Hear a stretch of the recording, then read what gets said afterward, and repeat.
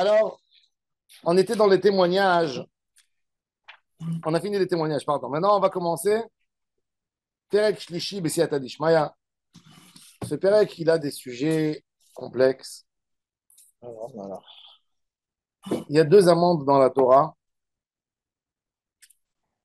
Onès et Mefaté. Un homme qui a une petite amie et il lui promet un mariage. Il veut consommer. Elle n'est pas d'accord. Il dit, t'inquiète pas, je vais t'épouser, je vais t'épouser, je vais t'épouser.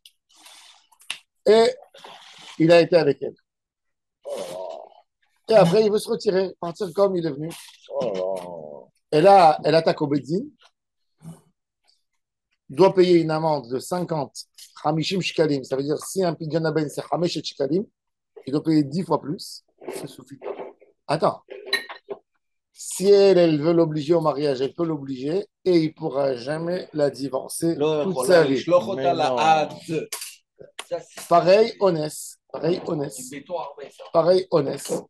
Et ça faisait peur à l'époque, les jeunes. C'est la seule chose qui les faisait peur. Payer de l'argent et rester avec la femme toute leur vie. Donc, les roulés se mettaient demi-habillés comme ça pour se faire violer. Non. C'est un viol. C'est un viol. C'est considéré comme un viol. Quoi? C'est mis dans la rue? Non. Si elle a été avec l'homme, je sais pas, a promis le mariage.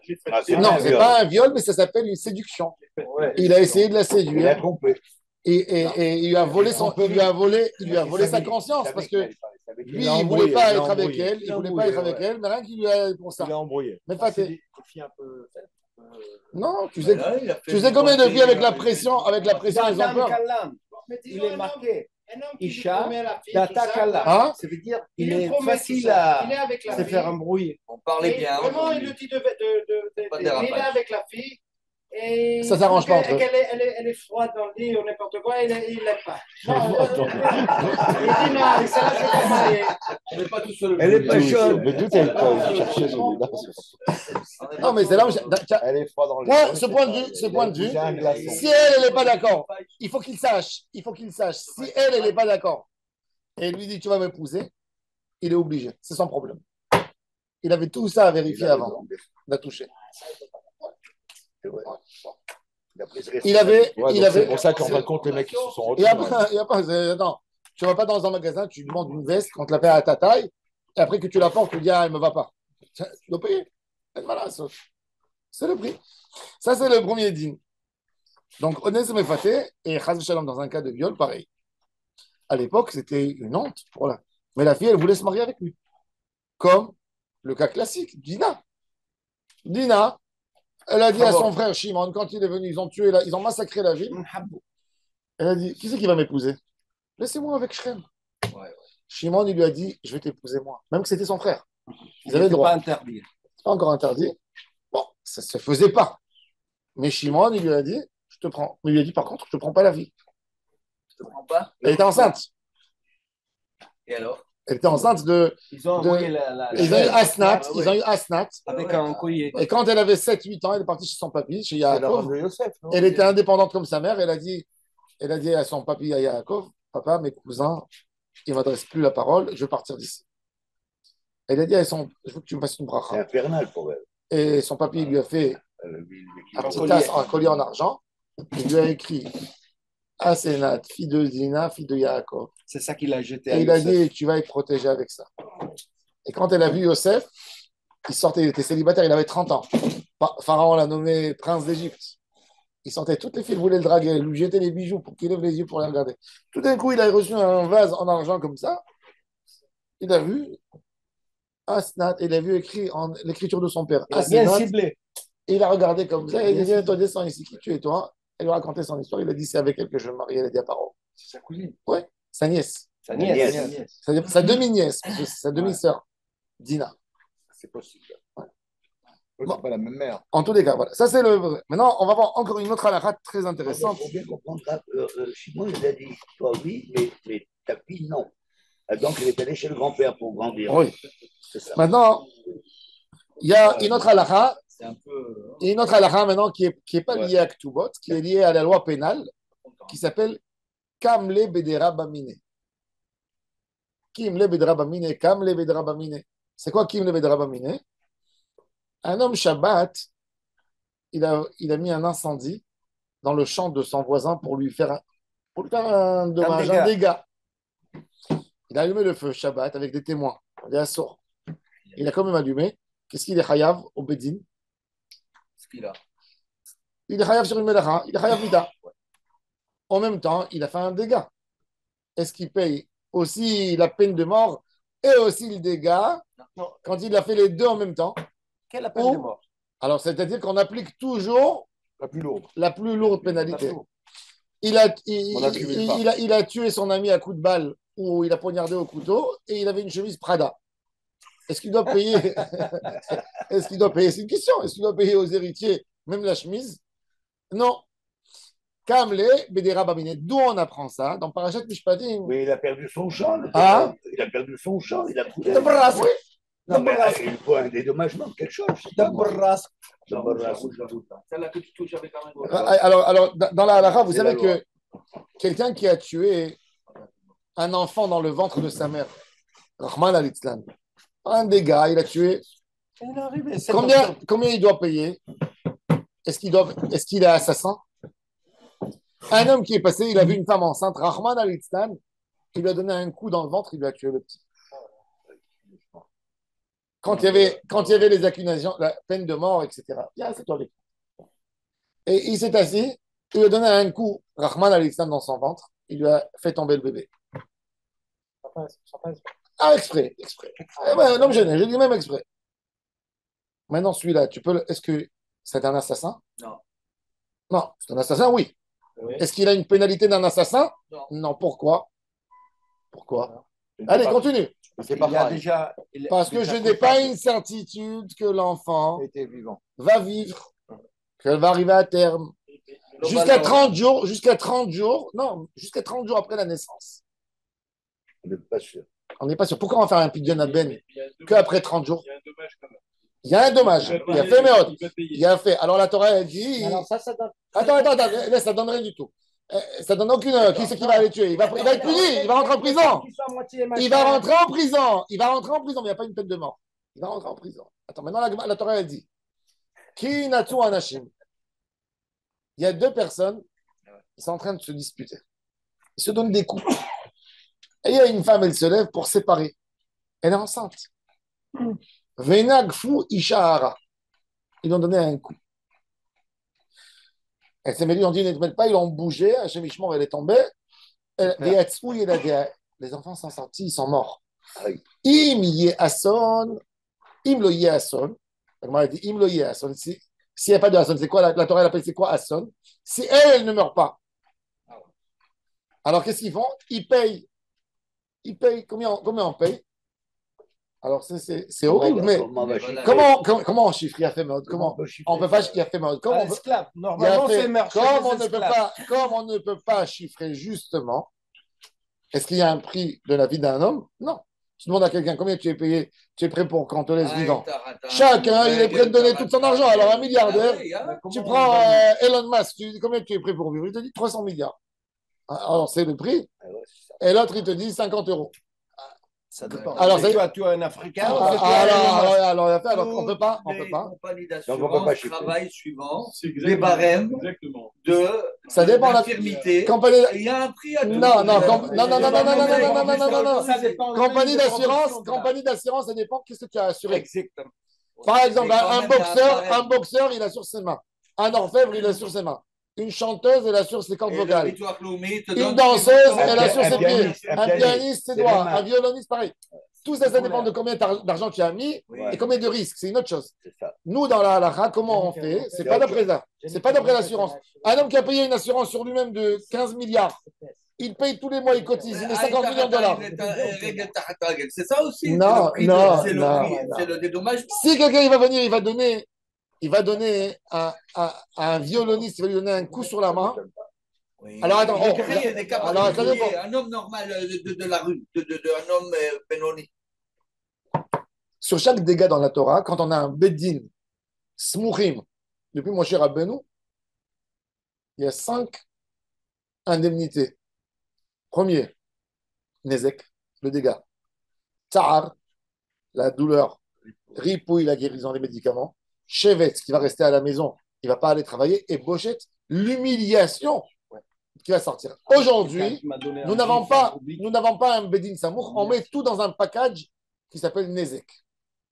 Parce qu'on ne peut pas rentrer dans tous les détails, on n'a pas cette force de Sanhedrin qu'ils avaient. En tous les cas, Nezek, oui. Comment on calcule le Nezek? Alors, malheureusement, aujourd'hui, il faudrait trouver un autre modèle parce qu'il n'y a plus le marché de l'esclavage. Mais à l'époque, il y avait un esclavage. Marché des esclaves. Combien ça vaut une femme esclave? Et si elle est enceinte, combien elle vaut? Si elle est enceinte, elle vaut beaucoup plus cher. Parce qu'elle va amener un enfant avec elle, qui va devenir un futur esclave. Ou une future esclave. Alors, ça, c'est le prix. Il doit donner ça au mari. D'accord? Cet argent des enfants. S'il va y avoir chas v'shalom, si elle meurt, eux, ils sont chayav mita, parce qu'ils l'ont tué, la dame. Il fallait s'arrêter tout de suite. Il y a une dame qui est rentrée au milieu entre vous. Vous avez continué, elle est morte. Chayavim mita. Si eux, ils sont chayav mita, il n'y a pas à payer sur les enfants. Ça, c'est la halakha. Là, on apprend le din. Kimle bide rabamine. Donne-lui la grande pénalité. Et pas la petite. Ça, c'est Minatora. Ça, c'est le binan av, dans l'endroit de la Torah, où on apprend cette halakha de Kimle bide rabamine. Donne-lui la grosse pénalité.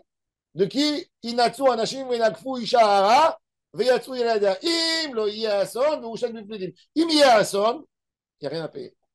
Du fait qu'ils ont tué les enfants, en même temps, il y a des mortels aussi.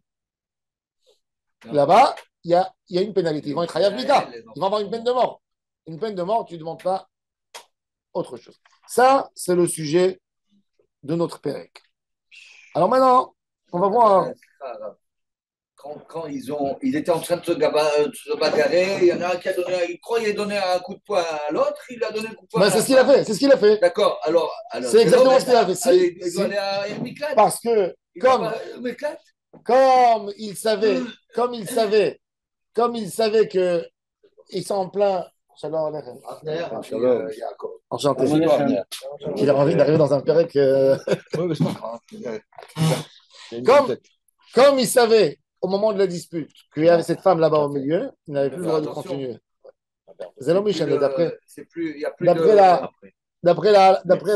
la halakha, peu importe, il y a deux personnes qui sont en train de se battre, de se disputer, il y a quelqu'un qui rentre, tu dois assumer. Du moment où tu as une force dans ta main qui peut détruire quelqu'un, tu ne peux pas dire j'ai visé pour celui-là et pas pour celui-là. Un boxeur, il paiera plus cher qu'un mec normal? Sur quoi? S'il a été blessé? Ouais. Quoi? Si lui blesse, oui. Normalement, oui. C'est la même chose. Un boxeur, il paiera plus cher. D'après la loi. Non, il doit faire plus attention encore. Donc, oui. ils n'ont pas le privilège de. Adam ou Adam, de tous les cas. Non, mais le boxeur, comme par exemple ceux qui font des arts martiaux. Ceux-là, ils sont. Dans la loi, il a raison. Dans la loi, dans la loi normale, il n'a pas le droit de taper. C'est comme si il est armé. Oui. Il a fait. Alors maintenant, qui sont les femmes dans la Torah? Non, mais on parle chacun son tour, par contre. Quand ça sera ton tour, je te dirai. Alors, notre père Kanou, il parle de ces lois de pénalité d'un homme qui a essayé de séduire une femme ou qui avait une femme qui avait l'amende et qui était obligé de l'épouser.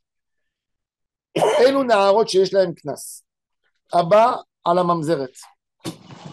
Un homme que ses parents ont un interdit de mitat bedin ou de karet s'ils se marient entre eux.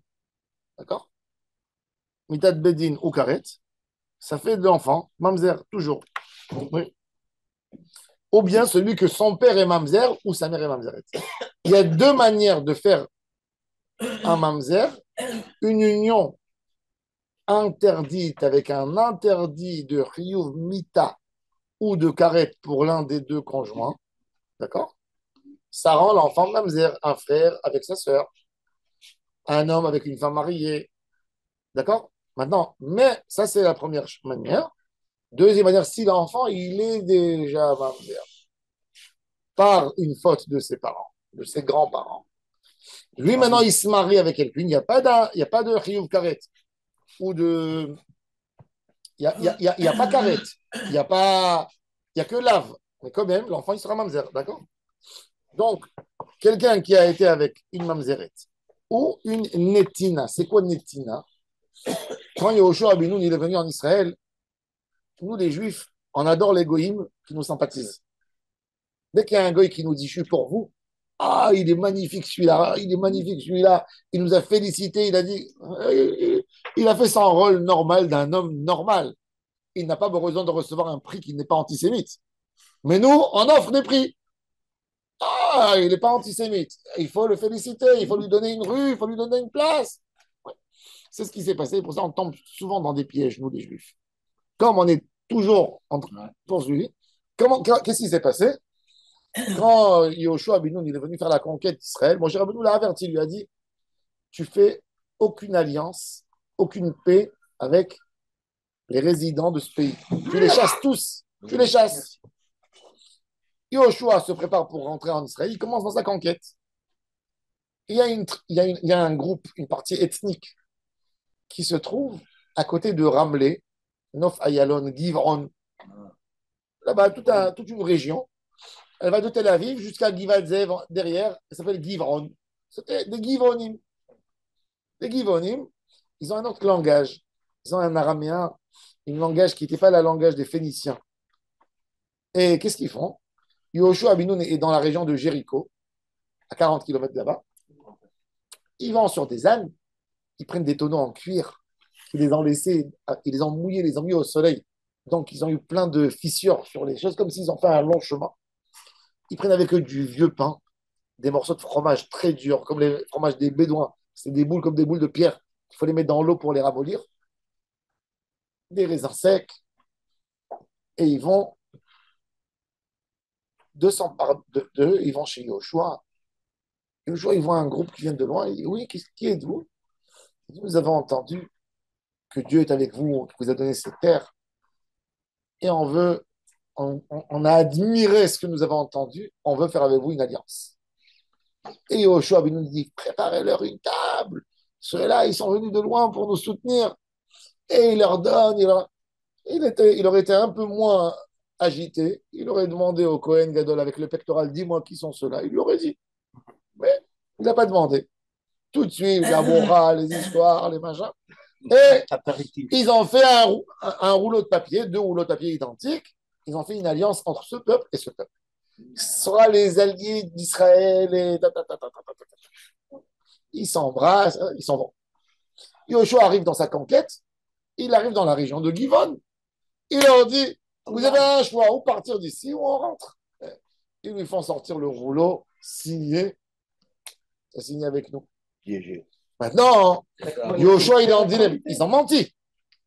Ils ont fait toute une apparence comme s'ils venaient de très loin. D'un côté, j'ai le droit de casser cette alliance parce que c'est un mensonge. Si je casse, qu'est-ce qu'ils vont dire les goïms autour? Les Juifs ne tiennent pas à leurs paroles, c'est des ruses. Ils ont signé, leur signature n'a pas de valeur. Je me suis fait avoir, ça y est, il n'y a rien à faire. Je ne les touche pas. Akadosh Baruch Hu l'a puni sur ce manque sur cette rapidité d'esprit et sur cette vitesse, au lieu de demander, de se poser la question, etc. Il a été impulsif.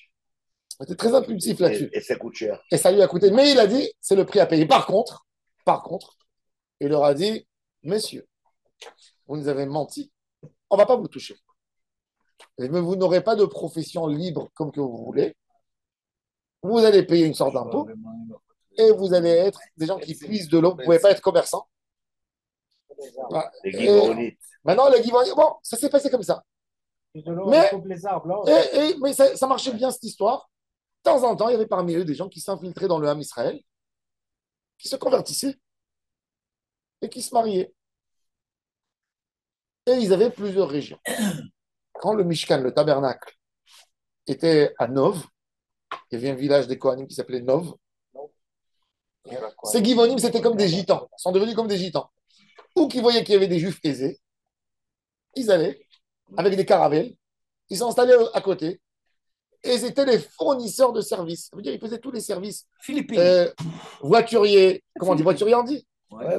Voiturier, Chauffeur, chauffeur, fournisseur de bois, fournisseur d'eau. Et on leur donnait. Mais c'était connu comme ça, avec les juifs. Il y avait une ville, Nov, une ville de Kohanim, que des Kohanim. Là-bas était le tabernacle. À l'époque du roi Shaoul. C'est dans quelle zone, l'ailleurs de Nov? Nov, c'est plutôt vers le Shomron. Bon. Il était à Nov, David Ameller, qui prend fuite de Shaoul. Il va à Nov, il arrive Shabbat, et il demande au Kohen Gadol, aide-moi, je suis en train de me sauver, de prendre fuite de mon beau-père, il a envie de me tuer, il arrive avec 300 personnes. Et il dit à le Kohen Gadol, lui dit, je vais me faire massacrer par le roi, il va croire que je collabore avec vous. David lui dit, je ne te pose pas la question, qu'est-ce que tu penses, qu'est-ce que tu ne penses pas? Vas-y, tous. Et il lui dit, il n'y a rien à manger, il n'y a que le pain de proposition. David Ameller, il dit, le pain, comment on neutralise? Tu baisses le son. Voilà. Il lui dit, il lui dit,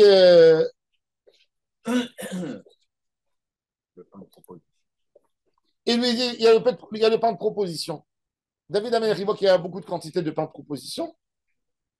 Il dit, donne tout ça à mes alliés, à mes confrères, tu leur donnes. Donne. Qu'est-ce qu'il fait encore? L'épée. David, il voit l'épée de Goliath qui était présentée, que lui, il a tué Goliath, mais l'épée, il la récupère, il récupère plusieurs choses, et il s'en va. Il y a Shaoul qui vient, il considère le Kohen Gadol comme collaborateur avec David, avec l'idée de Doeg et Domi, il zigouille tous les Kohen. Il les a tués tous. Ouais, Shaoul. Ouais, il les a condamnés comme des collaborateurs avec David. Il les a tués toute la ville des Kohanim. Le fils du Kohen Gadol, il se sauve avec le pectoral et il va avec David, le fils du Kohen Gadol. Bon. Autre temps, ce petit village de Givonim qui nourrissait, qui dépendait des pèlerins qui montaient au tabernacle. Le tabernacle a été détruit puisque Shaoul a massacré tous les Kohanim, il n'y avait plus de tabernacle. Le tabernacle ne fonctionnait plus. Il n'y a plus rien du tout. Les Givonim, en crevaient de faim. Il y a eu quelques morts de faim chez eux. Il n'y avait plus de boulot. Après quelques années, David Ameller devient roi d'Israël. Et Akadosh Baruch Hu dit à David, il y a une famine qui arrive, et David demande à Hachem, c'est quoi cette famine? C'est quoi cette... Il lui dit deux choses qui se contredisent, mais il n'y a rien à faire. Il dit, quand Shaoul est mort, tu as pris sa place, mais tu n'as pas fait des spédim. Vous n'avez pas suffisamment pleuré Shaoul. Ok, David rassemble le peuple. C'est un tueur. Il faut pleurer Shaoul. Il faut le pleurer. Ah, il a une erreur, il faut le pleurer. Ok, il a fini de pleurer Shaoul. Il dit Hachem, quoi encore maintenant? Il dit maintenant, il faut se venger de la famille de Shaoul sur ce qu'ils ont fait à Nov et ce qu'ils ont fait surtout avec les Givonim. Il appelle les Givonim, David. Il dit voilà, moi, je vais vous indemniser pour Shaoul. Dites-moi, qu'est-ce que je peux vous donner pour vous pardonner sur les gens qui sont morts de faim? Et eux, ils ont le caractère goy qui se réveille, et cette haine contre les Juifs. Ils disent à David, alors il faut savoir, dans cette histoire, il y a une histoire horrible, parce que David a épousé une des femmes de Shaoul. À part la fille de Shaoul, Shaoul avait des concubines. Et il y avait une qui s'appelait Ritzpa. Ritzpa bat Aya. Ritzpa, fille de Aya, elle avait des enfants. Très belle femme, très intelligente. Et David décide de l'épouser. Après la mort de Shaoul, il a le droit. Ok. David demande aux Givonim, dites-moi, messieurs Givonim, qu'est-ce que je vous donne pour que vous n'en voulez plus Shaoul et on met cette histoire horrible derrière nous. Il veut fermer l'histoire, ça y est. Il ne veut plus que ça accompagne le Ham Israël. Et les Givonim, ils lui disent, le sang sera pardonné qu'avec du sang. Ils lui disent, on a envie que tu nous donnes elle a 2000 ans l'histoire. 7, 8 enfants de Shaoul, on veut les exterminer. Nous, on veut les trancher. Et David Ameller, il dit, on ne pouvait pas les trancher. On fera un jugement. Oui, d'accord, il faut que tu les tues. David, c'est lourd pour lui. Et Hachem, il lui dit, il n'y a rien à faire, il faut faire ce qu'ils ont dit. C'est Akadosh Baruch Hu qui s'est Maintenant, David, il a les enfants de sa femme. Ritzpa, elle a 7 enfants. Shaoul Amelech, il avait 15 ans, 30 enfants, de beaucoup de femmes. C'est impossible. David Amelech, il dit, mais Hachem, mais tu me mets dans la place du bourreau. Qu'est-ce que je vais faire avec ma femme? C'est ma femme, Ritzpa. Peut-être qu'ils vont sortir ses enfants. Et Hachem lui dit, prends l'arche, fais passer les 30 enfants de Shaoul, petits-enfants, et celui que l'arche, il attrape comme un aimant, celui-là, il doit mourir. Et David, c'est le mois de Cheshvan, écoutez ça, c'est le mois de Cheshvan, c'est après Sukkot, tout le Ham Israël est arrivé au temple, et il passe les enfants, et il y a 7 qui sont captés, tac, tac, comme des aimants, dont 5 de Ritzpa, comme un aimant. Comme un magnet. Ils les prennent, et ils les pendent sur des arbres, il est croisé, crucifié. Il est crucifié sur des arbres. Ah ben c'est la période. Et les Givonim ne veulent pas les enlever de l'arbre. À quel moment il dit il faut attendre 6 mois, il reste comme ça, crucifié. Même que ça, c'était le décret. Bon, pour dire que même un roi, il doit payer, que même un roi, il n'a pas à faire ce qu'il veut. Et la pauvre Ritzpa, cette pauvre dame, elle s'assoit avec ses enfants. Elle, la nuit, elle garde les corps de ses enfants pour qu'il n'y ait pas de bêtes qui viennent arracher des corbeaux. Et ses enfants en journée, 6 mois, elle est à côté, elle ne bouge pas. Jour et nuit, elle dort là-bas. Et après, Dieu donne le droit de les enterrer. Et là, David, il dit au Givonim, vous avez été si méchants, vous avez été cruels, vous avez montré que vous ne voulez pas rentrer dans le Ham Israël. Et bien maintenant, il n'y a rien qui va vous aider, même si vous allez vous convertir. Je vous interdis de vous intégrer dans le Ham Israël jusqu'à la fin des temps. C'est le prix de votre vengeance, c'est notre prix à nous de demander. Et là, il les a bloqués, ils sont dehors. Ils ont payé. Maintenant, elle est coutume. Hein? Elle est coutume. Coutume, c'est autre chose. Maintenant, coutume, voilà, la coutume, elle aussi. Coutume, c'est un autre bout de peuple. C'est quoi? Netina, c'est la Givonim. Netina, c'est Givonim. Maintenant, coutume, maintenant, c'est là, cette Netina, elle se dit, je suis juif. Mon arrière-grand-mère, elle s'est convertie. On lui dit, madame, tu es Givonite. Netinim, les Koutim, c'est quoi? Il y a eu 2 destructions qui ont précédé la destruction du premier temple. Il y a eu Sancheriv, le roi assyrien. Et dès qu'ils disent, petit-fils de Hammurabi. Donc, il vient en Israël, il rafle tout. Il a rasé à l'époque toute l'Asie. Hammurabi, ça veut dire Hammurabi? Non, Hammurabi, Hammurabi. Hammurabi, il avait des millions de soldats. Hammurabi avait des millions de soldats. Hammurabi était très intelligent. Qu'est-ce qu'il a fait? Pour ne pas que les peuples redemandent leur indépendance, il faisait des changements de population. Même les Romains. Ça veut dire qu'il venait dans un pays, il exilait tout le pays, il faisait rentrer un autre pays. Et comme ça, ils restent tous sous le royaume assyrien. Il a perturbé le monde entier. Il a pris les Égyptiens, il les a enlevés d'Égypte. Il les a amenés quelque part, il les a exilés. Qu'est-ce qu'il a fait? Une des choses qu'il a fait, il a pris les 10 tribus de la Samarie, les Juifs de la Samarie. Quand le royaume a pris Shlomo Amelech, il s'est partagé en 2, Israël et Juda. Israël, c'est les tribus Reuven, Shimon, Lévi, Reuven, Shimon, Yehuda, Issachar, Zevulun, Dan, Naphtali, Gad, Asher, Yosef. Et ils sont restés 2 tribus dans un royaume, Binyamin et Yehuda.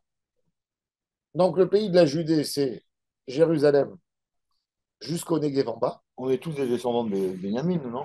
Yehuda et Binyamin. Yehuda et Binyamin. Il restait un peu de familles qui habitaient quand même à Jérusalem, d'autres tribus. Les autres 10 tribus ont été exilées. L'Agmara, dans le traité Sanhedrin, ils disent ils n'ont pas de Chelek L'Olam Haba, on ne sait pas ce qui s'est passé avec eux. Il y a aujourd'hui, on trouve, sur les talibans, parmi eux. Oui, Pashtoun. Les Pashtoun, ils mettent tous des tzitzit. Oui. Ouais. Ils font Brit Mila, la circoncision, le 8e jour. Et la femme, elle se baigne dans un bar rituel. Ouais, les Pashtoun, c'est une partie des talibans. Non, les talibans, c'est des Pashtoun. Ils sont dans les montagnes. Même les samouraïs. Il y a plusieurs, on ne sait pas. En tous les cas, il les a exilés. Un taliban, c'est un attribut. Hein. C'est pas des juifs. Il y a un chercheur, il y a 40 ans, il a écrit, il était élève du Rav Tzvi Yehuda Kouk. Le Rav Tzvi Yehuda, voulait ramener la Géoula avec les 10 tribus. Donc, il a envoyé plusieurs de ses élèves dans tous les endroits les plus perdus où il y avait apparemment des rumeurs ou des légendes que c'est des juifs. Et ils sont partis voir des tribus très anciennes. Partout. Les Falacha. Falacha, non. En tous les cas, eux, ils ont trouvé. Ils ont trouvé à Gush Katif, là, les Chinois. Là, non, ça, c'est encore une invention. Koichin. Ça, c'est. C'est les juifs des Koichin. C'est pas les Kouchins, c'est les Bnei Menaché. Non, les Bnei Menaché, ils viennent de Tchouchenko, ils viennent d'une région de la Himalaya. Ça, encore une fois, c'est encore un mytho. C'est un milliardaire qui avait son gendre ici à Ranana, Michael Freund. Lui, il s'appelle Green à New York. Il a le rêve de renforcer l'État d'Israël. Chaque fois, il amène un autre groupe ethnique et il nous colle des trucs. C'est une catastrophe. Bnei Menaché, c'est du n'importe quoi. Moi, je me suis occupé de leur conversion, donc je peux te dire. Ce sont des hindous qu'ils sont même décidés... les Yudés Koichin. Non, c'est pas des Kouchins, Kouchins, en Inde, il y a 4 groupes. En Inde, il y a les juifs de Kouchin, qui sont des juifs qu'à l'époque de la soie, ils ont quitté l'Iran, l'Irak, pour aller faire du commerce. Ils sont partis à Bombay et à Calcutta. Cochin, c'est la ville de Cochin. Cochin. À Cochin, les juifs de Cochin, comme qu'il y a en Inde des castes, et ben eux, par exemple, ils se marieront jamais avec les Bnei Israël. Il y a une autre secte qui s'appelle les Bnei Israël. Bnei Israël en Inde. Eux, ils sont noirs. On dit que ceux-là, il y a 800 ans. Noir de couleur, je veux dire. Noir de couleur. Des hindous. Les juifs de Cochin, ils sont blancs, les juifs de Cochin. Ils ont la peau mate, mais ils ne sont pas noirs comme les hindous. Ouais. Ils ressemblent exactement aux hindous nobles. Les hindous nobles, comme aujourd'hui, il y a les castes. Ils se mettent pas au soleil. Tous ceux qui sont noirs, ils appartiennent à la caste inférieure. Alors, les juifs de Cochin, ils disent que les Bnei Israël, c'était un groupe de serviteurs qui habitaient dans un village juif, qui étaient tous serviteurs des juifs. Ils ont tué leur maître il y a 700 ans. Et ils ont dit, on est juifs. Donc, eux, les juifs de Cochin et les Bnei Israël d'Inde, jamais ils se marient entre eux. Après ça, il y a 100 ans, 150 ans, quand l'Angleterre a envahi l'Inde, elle a pris l'Inde, et elle a pris aussi Bagdad, et ils ont partagé entre eux l'Orient, les Français, et le contrat de 16 Picot. Ils ont partagé entre la Syrie et ça c'était le mandat britannique et ça c'était les Français. Alors, les Bagdadis faisaient des affaires avec Calcutta et Bombay. Et il y a une autre communauté qui se monte à Bombay et à Calcutta. C'est les synagogues de la famille Sassoon. Les Sassoon. Kadouri et Sassoon. Kadouri, ils prennent toute l'Asie. Ils prennent Hong Kong, donc ils font là-bas, à Hong Kong, ils ont des synagogues identiques. Voilà. Une à Hong Kong et une à Shanghai. Shanghai, et eux, c'est la même famille. C'est la famille la plus riche chez les séfarades à l'époque. C'est les Rothschild des séfarades. Ça, c'est encore une communauté. Il y a, attends, il y a 300, il y a 30 ans, même pas, un peu moins, 20 ans, il y a un groupe qui se trouve en bas de la Himalaya. Pour moi, d'après ce que j'ai recherché, moi, je peux vous dire, je les ai accompagnés depuis le début. J'étais au bureau du Rav Amar. C'est de la pression des organisations sionistes qui n'ont rien à voir avec le judaïsme.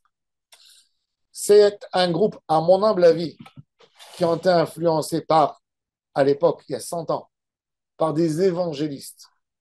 Il y avait plein à l'époque. En Europe, c'était une mission d'aller convertir en Afrique, partout. Et il y avait des moines qui sortaient avec un peu d'argent et ils allaient dans des endroits perdus. Ils devenaient le bon Dieu. Avec son argent, il construisait, il amenait un médecin, il aidait la population et puis il leur donnait des leçons. Et il renversait tout le monde. Donc, eux, c'est des gens. Alors, eux, c'est exactement le même cas que les Éthiopiens. Ils viennent, ils te disent on a la Torah, que la Torah écrite. Ils n'y croient pas. Ben oui, un protestant, il n'y croit pas dans Jésus. Il a que les évangélistes, ils n'ont que la Bible. Ils n'ont rien du tout avec la Bible. Eux, ils viennent avec ça et ils disent on est juifs. vous avez un ancien livre, vous avez une mezouza chez vous, rien du tout. Comme les Éthiopiens, regarde. Les Éthiopiens, 100 000, ils sont montés, ils n'ont pas une mezouza de 200, il y a 300 ans qui peut te montrer. Ils n'ont pas une paire de tefilines, ils n'ont pas un tzitzit. C'est la folie de l'État d'Israël. Mais l'État d'Israël, elle prend ses décisions pas d'après la Torah. Et les rabbins, ils valident. Le grand rabbin d'Israël, il est censé valider la décision des hommes politiques. C'est comme ça, malheureusement. On n'a pas encore un État de Torah. Ça, c'est l'histoire, en tous les cas. À l'époque, on revient, Sancheriv, il envoie les Juifs. On ne sait pas où sont aujourd'hui. Bon. Et même si on sait, c'est des goïms gmourim aujourd'hui, après 2000 ans. Il n'y a plus rien. C'est comme si tu me dis un Portugais ou un Espagnol, il est juif parce que il y a 500, en 1400, Nigmar, combien de temps 1492 jusqu'aujourd'hui, 500 ans sont passés. Qu'est-ce que tu veux? Même s'il s'appelle Mendes. Même s'il a l'ADN, il a disparu. Bon, là, c'est 2000 ans, c'est plus de 2000 ans. C'est 2600 ans. C'est 200 ans avant la destruction, 100 ans avant la destruction du premier temple. Donc, sont irrécupérables. Irrécupérables. Malgré le Portugal Alors, aujourd'hui, le il y a rapport 30 il a une erreur. Malgré qu'au Portugal aujourd'hui, il y a 30 ou 40%. Malgré, non, il y a 20%, ouais, il y a 20%. Mais c'est un ADN, ça ne veut rien dire. C'est-à-dire, c'est l'origine, mais Un ADN. la Torah n'est pas biologique. Ils ont besoin de se convertir. C'est pas Il biologique. y a un village au Portugal, C'est pas de la biologie. un village qu'ils ont vérifié, ils ont tous des problèmes de croisement. Il y avait plusieurs Aranana qui venaient ici. Un village à côté de Lisbonne. Comment, Rab, ils sont venus Il y a un ici village, oui, il y avait Aranana plusieurs d'eux. Ils étaient au Mercas Klita il y a 15 ans, 20 ans. Ouais. Ils venaient du Portugal. Portugal. Et en fait, ils ont tous des problèmes terribles de génétique parce qu'ils se mariaient entre eux. Il s'est avéré que tout le village, c'est des maranes. Alors, ils leur ont fait, il s'appelle je vais vous donner après le cours, j'ai oublié le nom. Le Rav Nissim, il les a reconnus comme des juifs. Ils ont envoyé quelqu'un, ils les ont convertis. Guillaume les Khomra, ils leur ont fait un Talmud Torah là-bas, ils ont la synagogue, ils ont Minyan. Ils ont tout. Jusqu'aujourd'hui. Oui, à 100 km de Lisbonne, même pas. Oui, Jusqu'aujourd'hui. jusqu'aujourd'hui. Ils ont toute une communauté et ils se marient entre eux. C'est tous des familles Benassor, Aloul, des noms comme les juifs du Maroc. C'est des juifs d'Espagne. Portugalement. Mais ceux-là, en tous les cas, donc, qu'est-ce qu'il a fait, Sancheriv? Il a vidé la Samarie et il l'a amené à notre peuple. Ce peuple, quand ils sont arrivés en Israël, il les a amenés d'à travers d'Afghanistan et du Pakistan. Un peu. Maintenant, eux, leur dieu était la colombe. La colombe. Il les a installés tous dans les montagnes de la Samarie. Et voilà qu'ils se sont installés, ils ont trouvé des maisons habitées. Ils sont rentrés dans des maisons. Ils ont changé de climat, mais les animaux venaient les dévorer. Rien à faire. Des serpents, des couleuvres, des lions, des aigles. Ils viennent à un bébé, hop, ils le tirent comme ça. C'est une terre qui mange ses habitants. Ils sont partis chez Sancheriv, ils lui ont dit, change-nous de pays. On est en train de mourir, ça n'arrête pas tous les jours. Tous les jours. Et lui, il s'est intéressé, il a dit, mais les gens qui étaient avant, c'était un pays de rêve. Ils lui ont dit, c'est écrit dans la Torah des Juifs, que cette terre ne supporte pas des païens. Il leur a dit, regardez, j'ai deux options à vous proposer. Première option, c'est de quitter le pays et je vais vous chercher un pays, vous ne savez pas qu'est-ce que je vais vous donner. Peut-être un désert, je ne sais pas. Deuxième option, c'est d'adapter des coutumes juives de ce pays, comme ça, vous n'allez pas souffrir. Il a dit, on va faire un essai. Il a dit, pas de problème. Dans les familles juives que j'ai exilées, il leur a pris des Kohanim et il leur a mis avec eux, il leur a dit, vous allez les diriger, les orienter dans le judaïsme. Donc, il leur a appris les règles. Et quelque part, ils ont fait une sorte de conversion. 100 fois. Sans mikvé. 100 fois. Sans mikvé. Bon. Ça s'appelle Guéré Arayot, les convertis des lions, parce qu'ils ont peur des lions. Ok. On les appelle comme ça. Oui. 100 ans, les Juifs n'ont rien dit. 100 ans. Il y avait des Juifs, en parallèle, cela était là-bas. Quand Nabuchodonosor est rentré, ils ne sont pas identifiés avec les Juifs de Jérusalem. Ils ont dit à Nabuchodonosor, nous, on n'a rien avec toi, nous, on paye nos taxes, laisse-nous tranquilles. Quand les Juifs sont retournés de Babel après l'exil, les idées étaient partagées. Il y avait des familles nobles qui disaient, ah, ceux-là, c'est des converteurs, c'est pas des... Israël a dit, non, d'après leurs actions, on va les juger. Ils sont bien, ils font les misotes. Il a envoyé des gens chez eux. Ils lui ont dit le Shabbat, ils font un Shabbat. Il leur a donné plusieurs règles. Nous, on fait maintenant même le mouktsé chez nous, chez les Juifs. Tu vas s'attraper. Et bon, Ezra, il n'a rien dit. Donc, des gens, quand des 43 000 juifs sont venus avec Ezra à Sophia, il y avait beaucoup de célibataires. Ils ont dit, tant mieux, on va aller, on va prendre des femmes là-bas. Ils ont pris des femmes là-bas. Ceux-là, entre-temps, ils ont monté un temple à eux là-bas. Le temple sur le mont Gerizim. Donc, ils ont écrit des lettres à Darius de ne pas faire le temple à Jérusalem pour ne pas avoir la concurrence. Aïe, aïe, aïe. Et ça a commencé les conflits. La glissade. Ezra a essayé d'arranger les choses, mais à un moment, il a reçu des témoignages que dans leur temple, il y a les écritures hébraïques, mais il y a en même temps la colombe, qui servent la colombe. Elle est vivante. Il leur a dit, vous allez choisir. Ou vous arrêtez avec la colombe complètement, vous l'éliminez, vous cassez, vous détruisez, vous sortez du judaïsme. Ils ont dit, va te faire voir. Il leur a dit, va te faire voir. Pas de problème. Il a rassemblé avec lui l'Assemblée nationale, les 120. Et il a dit, interdit de se marier avec eux. Celui qui s'est marié avec eux, les enfants, c'est pas cachère. Alors, ceux-là qui s'étaient mariés avant. Il y a eu beaucoup d'histoires. Ça a créé beaucoup d'histoires. Il y avait des polémiques. C'est la même situation. Ils sont devenus des ennemis jurés du judaïsme. Quand il y avait un juif de Jérusalem à l'époque qui passait là-bas, il se faisait tuer tout de suite. Par eux. Il se faisait tuer. Quand les Romains. Alors, à chaque fois, quand Alexandre le Grand est venu, d'ailleurs, c'est eux, quand Alexandre le Grand est rentré, il a envahi Israël. C'est actuel au jour de Hanouka. Il est monté, il est descendu en Israël de la Syrie. Il a fait la conquête de la Syrie. Galilée. Et il passe par Shrem. Les Samaritains viennent l'aider pour faire la conquête de la ville. Il les adore. Et ils lui disent, il faut que tu nous aides. On va t'aider à faire la conquête de Jérusalem. Il faut détruire le temple. Ils ont obtenu un droit de détruire le temple. Alexandre le Grand vient avec ses soldats pour envahir Jérusalem. Le Kohen Gadol, c'est Shimon HaTzadik. Shimon, il sort avec les avis de Kohen Gadol, avec des livres de Torah, avec des Kohen, avec des livres de Torah. Et quand Alexandre le Grand il vient de loin, on voit les Juifs. Les soldats grecs préparent leurs flèches pour tuer ces Juifs. Alexandre a détruit toute l'Asie. Tout le monde tremblait de lui. Alexandre qui voit Shimon, il descend de son cheval et il se prosterne. Et il dit, c'est cette image que je vois, cette lumière, avant chaque victoire. Donc, Shimon HaTzadik le prend, on lui montre la beauté de Jérusalem, et Alexandre dit, quand il voit la ville, comment elle est belle, les constructions, l'eau courante dans les maisons, il dit, celui qui va lever sa main sur cette ville, il faut que sa main soit détruite. Mais il dit à Shimon, tu sais, moi, pour marquer la conquête grecque, quand je rentre dans un endroit, je détruis la place principale. Le plus grand monument, je le détruis. Je suis obligé. C'est ma règle. Sinon, c'est ma règle de guerre pour imposer. C'est sa signature. Et Shimon lui dit quoi? Tu vas nous détruire le temple?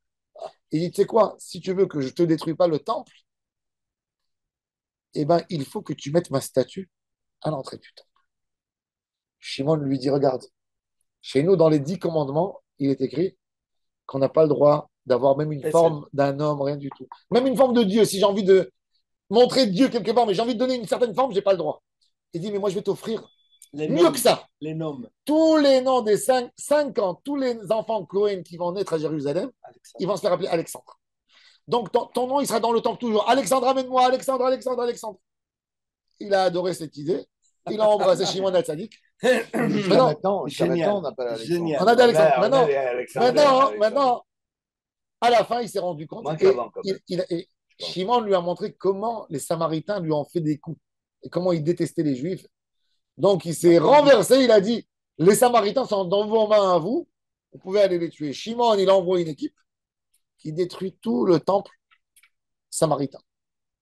Les Samaritains descendent dans le conflit, mais toujours, ils avaient cette double face. Et c'est pour ça qu'ils ont résisté là-bas.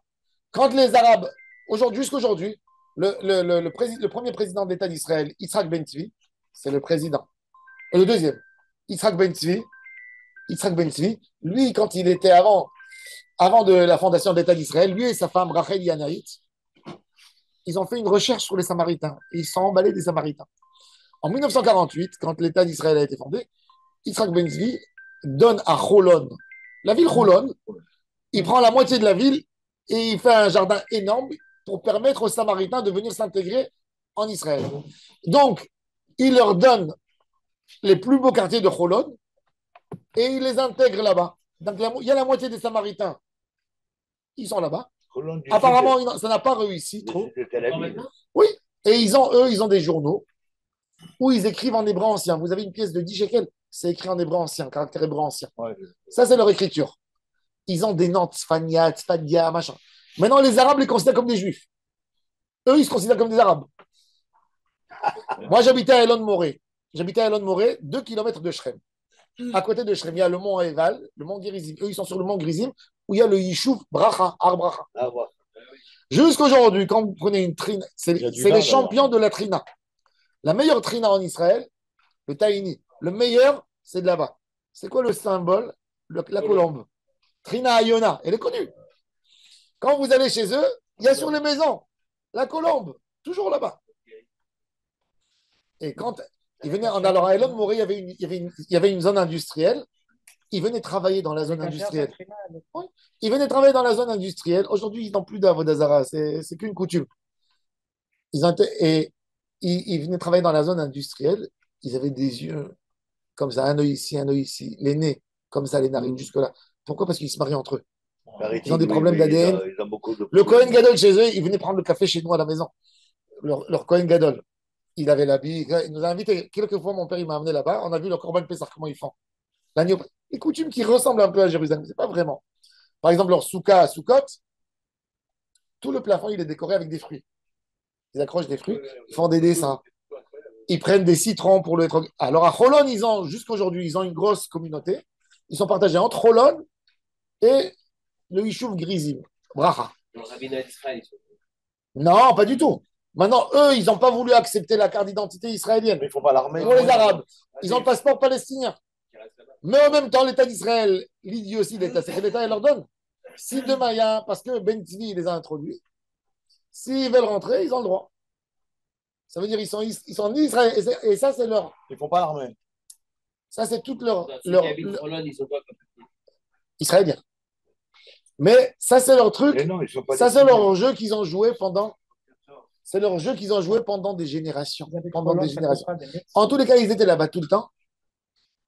Et les sages, toujours, ils les regardaient d'une manière très bizarre, avec beaucoup de soupçons. Ils sont ni juifs, ni goy. Et là, la question. Des fois, il y avait des juifs qui prenaient quand ils prenaient des filles comme ça, il a soupçonné vraiment. Elles faisaient la conversion, il fallait montrer, tout ça. Mais d'un autre côté, quand un juif, il va chez eux, il y avait des juifs cool qui allaient chez eux. Il dit, je peux manger chez lui. Lui, il égorge. C'est une religion monothéiste, proche du judaïsme. Il égorge pour Dieu. Les règles qu'eux, ils appliquaient en Torah, ils les appliquaient mieux que les Juifs, la Gemara elle dit. Par exemple, qu'est-ce qu'ils font très fort?